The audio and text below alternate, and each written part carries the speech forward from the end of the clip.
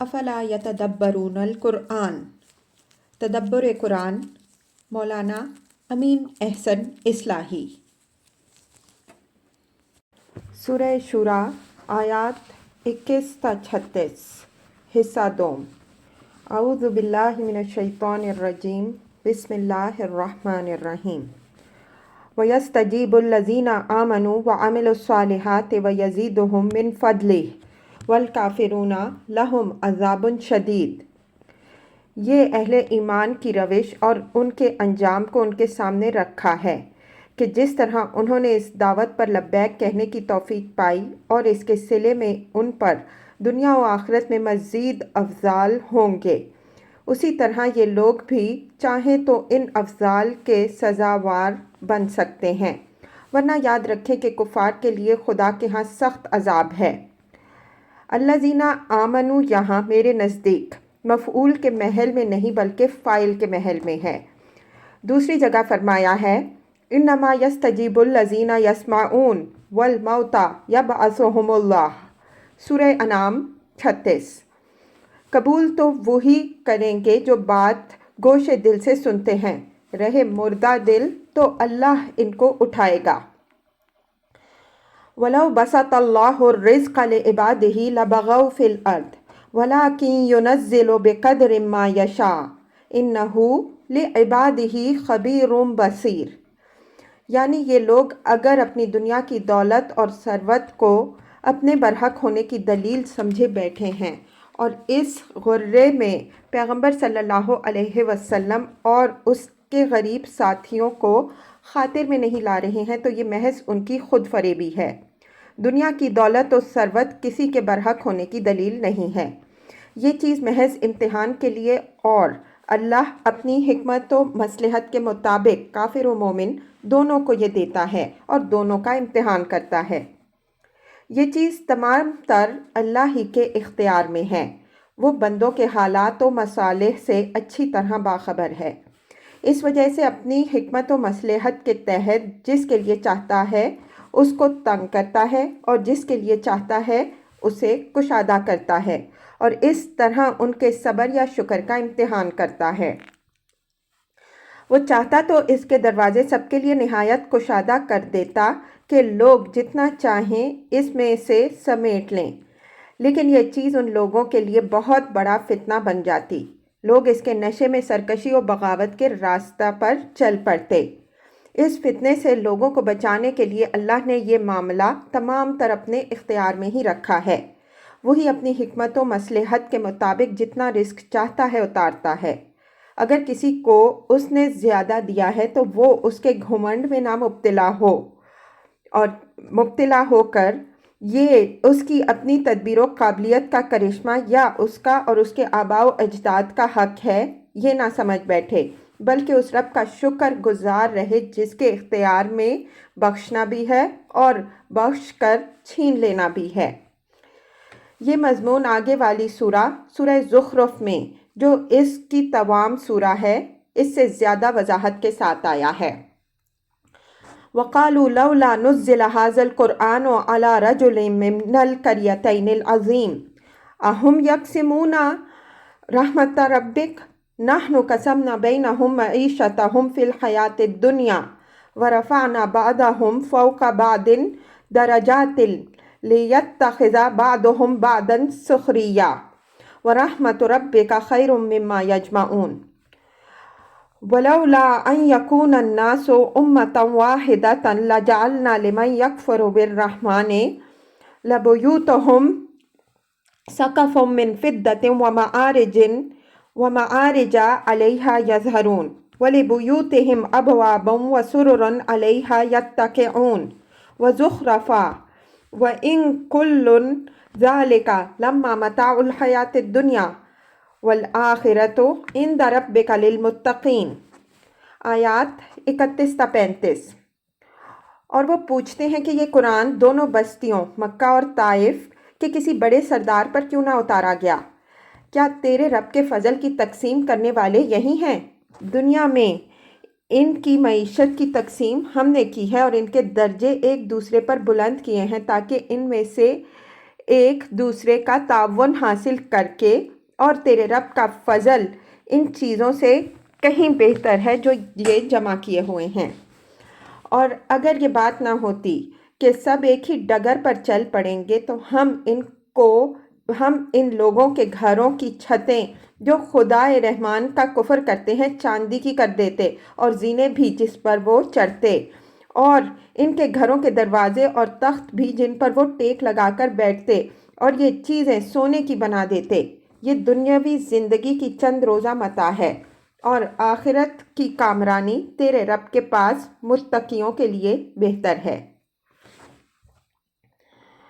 وَهُوَ الَّذِي يُنَزِّلُ الْغَيْظَ مِن بَعْدِ مَا قَنَطُوا وَيَنشُرُ رَحْمَتَهُ وَهُوَ الْوَلِيُّ الْحَمِيدُ۔ یہ دلیل ہے اس بات کی جو اوپر ارشاد ہوئی ہے کہ اللہ ہی اپنے اندازے کے مطابق بندوں کے لیے رزق اتارتا ہے، نہ بندوں کو اس معاملے میں کچھ اختیار ہے نہ ان کے مزعومہ شرکاء کو۔ فرمایا کہ اللہ ہی اتارتا ہے بارش بعد اس کے کہ لوگ بالکل مایوس ہو جاتے ہیں۔ بارش کا ذکر خاص طور پر اس وجہ سے فرمایا کہ معاش کا تمام تر انحصار اسی پر ہے، اور من بعد ما قنطوا سے مقصود اس حقیقت کی طرف اشارہ ہے کہ ان تمام لوگوں کو جن کو اپنی تدبیر، اپنے استحقاق، اپنے وسائل و ذرائع اور اپنے شرکاء و شفعاء پر ناز ہے، اچھی طرح اندازہ ہو جاتا ہے کہ آسمان کے بند دریچوں کو کھولنا اس کے خالق کے سوا کسی کے بس میں نہیں ہے۔ مطلب یہ ہے کہ اللہ تعالیٰ اپنی یہ شان اسی لیے وقتاً فوقتاً دکھاتا رہتا ہے کہ کوئی اس غرے میں نہ مبتلا ہو کہ رزق و فضل کسی کی میراث ہے یا اللہ تعالیٰ کے سوا کوئی اور اس کا ذریعہ بن سکتا ہے۔ وَهُوَ الْوَلِيُّ الْحَمِيدُ۔ یہ خلاصہ سامنے رکھ دیا ہے کہ آئے دن کا یہ مشاہدہ اس بات کی دلیل ہے کہ کارساز حقیقی صرف اللہ تعالیٰ ہی ہے، اور وہ حمید یعنی ستودہ صفات اور تمام سزاوار حمد و شکر کاموں کا منبع ہے۔ اس حیات چند روزہ میں وہ ان لوگوں کو بھی اپنے رزق سے محروم نہیں کرتا جو اسی کے رزق پر پلتے اور اسی کو چیلنج کرتے ہیں۔ وَمِنْ آيَاتِهِ خَلْقُ السَّمَاوَاتِ وَالْأَرْضِ وَمَا بَثَّ فِيهِمَا مِنْ دَابَّةٍ وَهُوَ عَلَى جَمْعِهِمْ إِذَا يَشَاءُ قَدِيرٌ۔ یعنی کسی کو یہ مغالطہ بھی نہیں ہونا چاہیے کہ ان کو عذاب اور قیامت سے جو ڈرایا جا رہا ہے یہ محض دھمکی ہے۔ جس خدا نے آسمانوں اور زمین کو پیدا کیا ہے وہ لوگوں کو دوبارہ پیدا کرنے پر بدرجہ اولیٰ قادر ہے۔ یہ وہی دلیل ہے جو دوسرے مقام میں یوں ارشاد ہوئی ہے، أَأَنْتُمْ أَشَدُّ خَلْقًا أَمِ السَّمَاءُ بَنَاهَا، سورہ نازعات آیت 27۔ کیا تمہارا پیدا کرنا زیادہ مشکل ہے یا اس آسمان کا جس کو بلند کیا؟ لفظ دابہ زمین کی جاندار چیزوں کے لیے آتا ہے، اس وجہ سے ممکن ہے کسی کے ذہن میں یہ سوال پیدا ہو کہ کیا آسمانوں میں بھی اس طرح کی کوئی مخلوق پائی جاتی ہے جس پر دابہ کا اطلاق ہو سکے؟ اگر ایسا نہیں ہے تو یہاں وَمَا بَثَّ فِيهِمَا مِن دَابَّةٍ میں مثنیٰ کی ضمیر کیوں استعمال ہوئی ہے؟ اس سوال کا جواب یہ ہے کہ لفظ سما جس طرح آسمان کے لیے آتا ہے اسی طرح اس فضا کے لیے بھی آتا ہے جس میں پرندے پرواز کرتے ہیں۔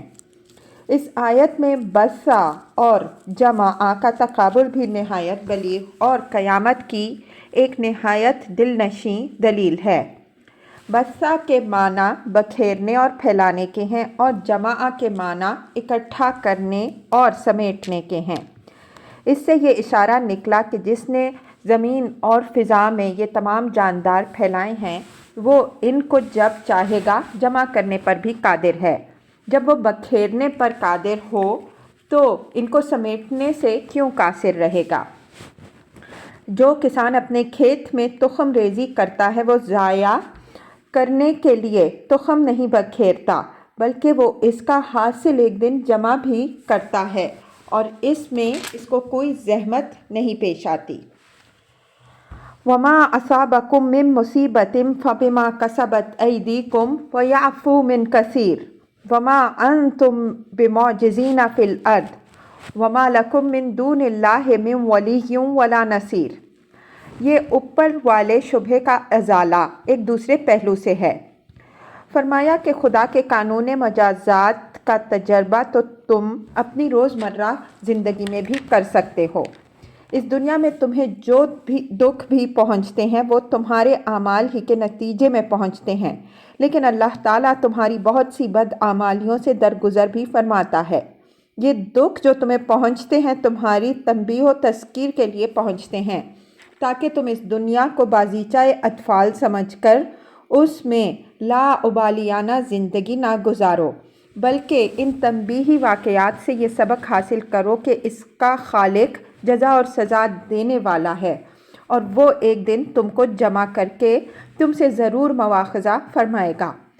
اگر آج وہ تمہیں ڈھیل دے رہا ہے تو اس وجہ سے نہیں کہ اس کو تمہارے خیر و شر سے کوئی تعلق نہیں، یا تمہارے شر ہی کو اس نے خیر کا درجہ دے دیا ہے، بلکہ اس کی وجہ یہ ہے کہ اس نے کامل جزا و سزا کے لیے ایک خاص یوم الفصل مقرر کر رکھا ہے جو لازماً آ کر رہے گا۔ یعفو عن کثیر میں لفظ عفو درگزر کرنے کے معنی میں ہے۔ اس معنی میں اس کا استعمال جگہ جگہ ہوا ہے۔ وما انتم بمعجزین فی الارض، یعنی یہ بھی تم اپنی کھلی آنکھوں سے دیکھتے ہو کہ جب اللہ تعالیٰ تم پر اپنی کوئی آفت زمین میں نازل کرتا ہے تو تم اس کے قابو سے باہر نہیں نکل پاتے، اور نہ تمہارا کوئی کارساز و مددگار تمہاری بگڑی بنانے یا تمہاری حمایت و مدافعت کے لیے اٹھتا ہے۔ یہ دلیل ہے اس بات کی کہ اسی طرح آسمان میں بھی قیامت کے دن تم کو خدا کی پکڑ سے نہ کوئی شریک و شفیع بچا سکے گا اور نہ کوئی حامی و مددگار۔ یہاں یہ امر پیش نظر رہے کہ خطاب کفار سے ہے، جن کو اس دنیا میں جو تکلیفیں بھی پہنچتی ہیں ان کے اعمال کی پاداش میں پہنچتی ہیں۔ اس سے یہ نتیجہ نکلتا ہے کہ اس کا خالق جزا اور سزا دینے والا ہے۔ اس وجہ سے وہ ایک ایسا روز جزا ضرور لائے گا جس میں ان کے ان جرائم کی بھی وہ سزا دے گا جن سے اس دنیا میں وہ درگزر کر رہا ہے۔ اس آیت کا تعلق انبیاء علیہم السلام اور صدیقین و صالحین سے ہی نہیں ہے۔ ان کو جو مصائب پیش آتے ہیں وہ ان کے اعمال کی سزا کے طور پر نہیں بلکہ ابتلاء کے طور پر پیش آتے ہیں، جن سے مقصود ان کے صبر کا امتحان ہوتا ہے، اور یہ امتحان ان کے مدارج کی بلندی کا ذریعہ بنتا ہے۔ وَمِنْ آيَاتِهِ الْجَوَارِ فِي الْبَحْرِ كَالْأَعْلَامِ إِنْ يَشَأْ يُسْكِنِ الرِّيحَ فَيَظْلَلْنَ رَوَاكِدَ عَلَى ظَهْرِهِ إِنَّ فِي ذَلِكَ لَآيَاتٍ لِكُلِّ صَبَّارٍ شَكُورٍ أَوْ يُوبِقْهُنَّ بِمَا كَسَبُوا وَيَعْفُو عَنْ كَثِيرٍ وَيَعْلَمَ الَّذِينَ يُجَادِلُونَ فِي آيَاتِنَا مَا لَهُم مِّن مَّحِيصٍ۔ یہ ان لوگوں کے سامنے ایک مثال پیش کی ہے جو اپنی دنیاوی کامیابیوں میں مگن ہیں کہ اس دنیا کی زندگی کو کشتی کے سفر کی مانند سمجھو۔ یہ اللہ تعالیٰ کی قدرت و حکمت کا کرشمہ ہے کہ پہاڑوں کی مانند بھاری بھاری جہازات سمندر کے سینے پر دوڑتے پھرتے ہیں۔ جن لوگوں کی نظر خدا کی قدرت پر نہیں ہوتی وہ جب جہاز کو رواں دواں دیکھتے ہیں تو مگن ہو کر یہ سمجھنے لگتے ہیں کہ اس کو کوئی خطرہ بھلا کہاں سے اور کس طرح پیش آ سکتا ہے، حالانکہ اللہ تعالیٰ چاہے تو ہوا کو روک دے اور یہ جہازات اپنے مسافروں سمیت سطح سمندر پر ہی پڑے رہ جائیں، یا ان کو ان کے مسافروں سمیت ان کی جگہ ہی پر غرق کر دے اور کوئی ان کو بچانے والا نہ بنے۔ اس تمثیل میں اگرچہ پیش نظر بادبانی جہازات ہیں، اس لیے کہ اس وقت تک بادبانی جہازات ہی وجود میں آئے تھے، لیکن ٹھیک ٹھیک یہی تمثیل آج کے ترقی یافتہ جہازوں پر بھی منطبق ہوتی ہے۔ آج سائنس کی ترقیوں نے انسان کو اسٹیم، بجلی اور ایٹم کے کنٹرول کرنے کا سلیقہ سکھا دیا ہے، جس سے اس کی طاقت میں بڑا اضافہ ہو گیا ہے، لیکن آج بھی ہم آئے دن بڑے بڑے بحری جہازوں کے متعلق اخباروں میں پڑھتے ہیں کہ جب اللہ تعالیٰ چاہتا ہے وہ بتاشے کی طرح پانی میں بیٹھ جاتے ہیں، یا ان کی ساری مشینری اس طرح معطل ہو جاتی ہے کہ ایک لاشے بے جان کی طرح ان کو دوسرے جہازات گھسیٹ کر ساحل تک پہنچاتے ہیں۔ ان فی ذلک لآیۃ لکل صبار شکور، یہ اس سبق کی طرف اشارہ ہے جو اس تمثیل میں مضمر ہے۔ فرمایا کہ ان میں ان لوگوں کے لیے بھی بڑی عبرتیں پوشیدہ ہیں جو صبر کرنے والے اور شکر کرنے والے ہیں، یعنی جو لوگ زندگی کے حالات و واقعات پر سنجیدگی سے غور کرتے ہیں، وہ اس سے یہ نتیجہ اخذ کرتے ہیں کہ اگر کسی کو ناسازگار حالات پیش آئیں تو اس کو مایوس اور دل شکستہ نہیں ہونا چاہیے، بلکہ اپنے رب کے بھروسے پر صبر کرنا چاہیے۔ اس دنیا میں انسان کو جو کچھ پیش آتا ہے خدا ہی کے حکم سے پیش آتا ہے، اور خدا کا کوئی کام بھی حکمت سے خالی نہیں ہوتا۔ اسی طرح اگر کسی کو سازگار حالات میسر آئیں تو اس کو اترانے اور فخر کرنے والا نہیں بن جانا چاہیے، بلکہ اپنے رب کا برابر شکر گزار رہنا چاہیے، اس لیے کہ بندے کو جو کچھ بھی ملتا ہے خدا ہی کے دیے ملتا ہے، اور وہ جس طرح دینے پر قادر ہے اسی طرح چھین لینے پر بھی قادر ہے۔ جو لوگ اس حقیقت سے ناآشنا ہوتے ہیں ان کو نعمت مغرور اور مصیبت مایوس بناتی ہے، وہ کبھی ایمان کی حلاوت سے آشنا نہیں ہوتے۔ آگے اسی سورہ میں اس طرح کے لوگوں کا ذکر ان الفاظ میں ہوا ہے، وَإِنَّا إِذَا أَذَقْنَا الْإِنسَانَ مِنَّا رَحْمَةً فَرِحَ بِهَا وَإِن تُصِبْهُمْ سَيِّئَةٌ بِمَا قَدَّمَتْ أَيْدِيهِمْ فَإِنَّ الْإِنسَانَ كَفُورٌ۔ آیت 48۔ اور جب ہم انسان کو اپنے کسی فضل سے نوازتے ہیں تو وہ اس پر اترانے لگتا ہے، اور اگر اس کو اس کے اعمال کی پاداش میں کوئی مصیبت پہنچ جائے تو ناشکرا بن جاتا ہے۔ او یوبقہن بما کسبوا ویعفو عن کثیر، اس کا عطف اوپر والے جملے ان یشاء یسکن الریحا پر ہے۔ ان فی ذالک الی الآیہ والا فقرہ بیچ میں بطور جملہ معترضہ اس تمثیل کے مقصد کی طرف توجہ دلانے کے لیے آ گیا ہے۔ جملہ معترضہ کے بعد بات پوری کر دی گئی کہ جس طرح وہ قادر ہے کہ ہوا کو روک کر جہازوں کو سطح سمندر پر ساکن کر دے، اسی طرح وہ اس بات پر بھی قادر ہے کہ ان کو ان کے مسافروں کے اعمال کی پاداش میں غرق کر دے، اور چاہے تو ان میں سے بہتوں کے گناہوں سے درگزر فرمائے اور وہ بھنور سے نکل کر بخیریت ساحل پر پہنچ جائیں۔ ان تینوں میں سے ہر بات اس کے اختیار میں ہے، اس وجہ سے اس دنیا میں کسی کے لیے اپنی کسی کامیابی پر مغرور ہونا جائز نہیں ہے، بلکہ کامیابی حاصل ہو تو اپنے رب کا شکر گزار ہونا چاہیے، اور کوئی افتاد پیش آئے تو اس کو اپنی کسی کوتاہی کا نتیجہ سمجھ کر صبر کرنا چاہیے اور اللہ سے خیر کی امید رکھنی چاہیے۔ وَيَعْلَمَ الَّذِينَ يُجَادِلُونَ فِي آيَاتِنَا مَا لَهُم مِّن مَّحِيصٍ، یہاں یعلم حالت نصب میں ہے، اس وجہ سے اس کا معطوف علیہ محذوف ماننا پڑے گا۔ اس قسم کے حذف کی متعدد مثالیں پیچھے بھی گزر چکی ہیں اور آگے بھی آ رہی ہیں۔ مثلاً وَخَلَقَ اللَّهُ السَّمَاوَاتِ وَالْأَرْضَ بِالْحَقِّ وَلِتُجْزَىٰ كُلُّ نَفْسٍ بِمَا كَسَبَتْ، سورہ جاثیہ آیت 33۔ اور آسمانوں اور زمین کو اس نے غایت کے ساتھ پیدا کیا تاکہ وہ ایک روز عدل لائے، اور تاکہ ہر جان کو اس کے اعمال کا بدلہ دیا جائے۔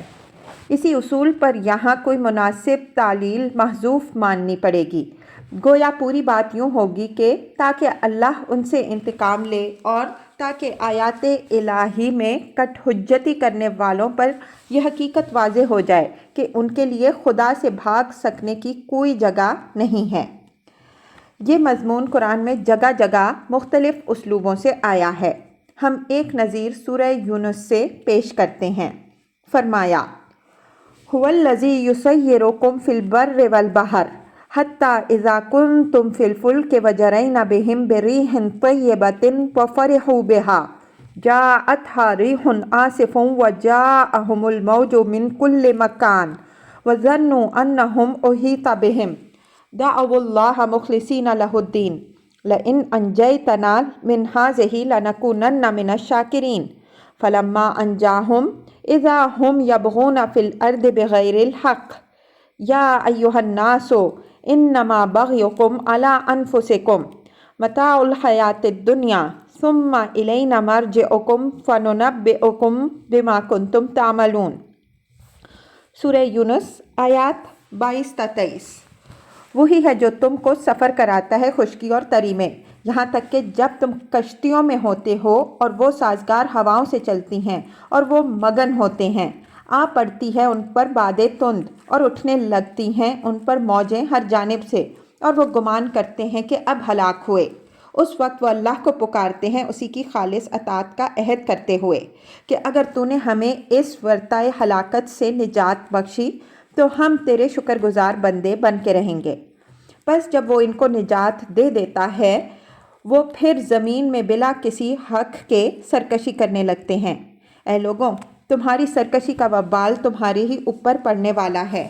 اس دنیا کی چند روزہ متاع سے فائدہ اٹھا لو، پھر ہم تم کو بتائیں گے جو کچھ تم کرتے رہے ہو۔ فما اوتیتم من شیء فمتاع الحیاۃ الدنیا وما عند اللہ خیر وابقیٰ للذین آمنوا وعلی ربہم یتوکلون۔ یہ آخر میں اوپر والی بحث کا خلاصہ سامنے رکھ دیا ہے کہ یہ دنیا کی جو نعمتیں تمہیں ملی ہیں اترانے اور فخر کرنے کی چیزیں نہیں ہیں، بلکہ یہ اس حیات چند روزہ کی متاع ہیں۔